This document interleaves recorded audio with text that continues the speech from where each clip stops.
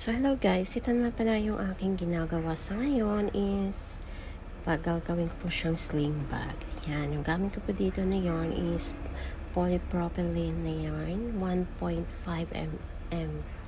At saka yung crochet hook is 2.5 mm po yung gamit ko dito. So, ito rin yung aking ginagawa.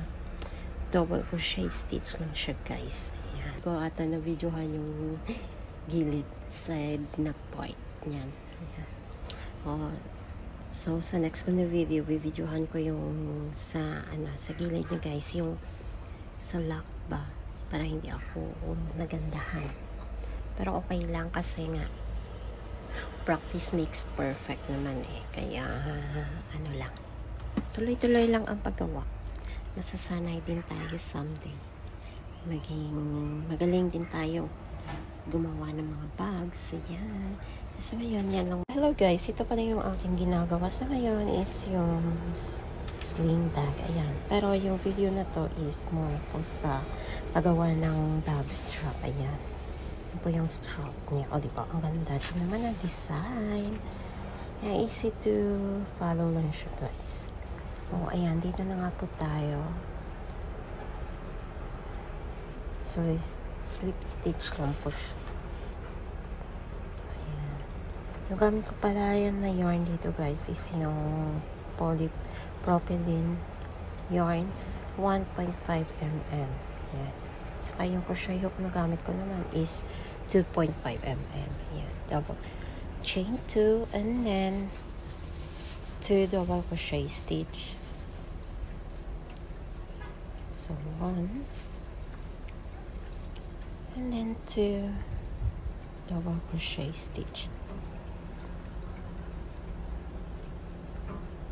Then chain 2, 1 and 2, and then sa same pa rin ay dito na side is 3 double crochet stitch na po yung ating gagawin dito. 2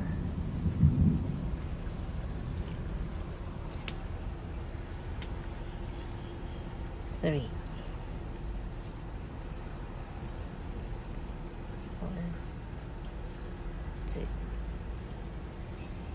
and then, to turn over na natin siya guys. Paliktarin na natin. Ayan. And then, again, slip stitch. And then, chain 2.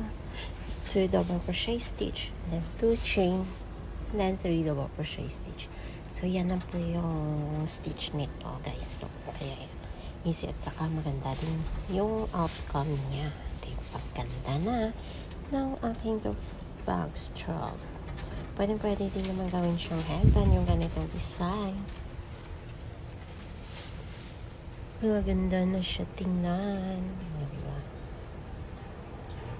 So, repeat lang po yung ganyang stitch guys hanggang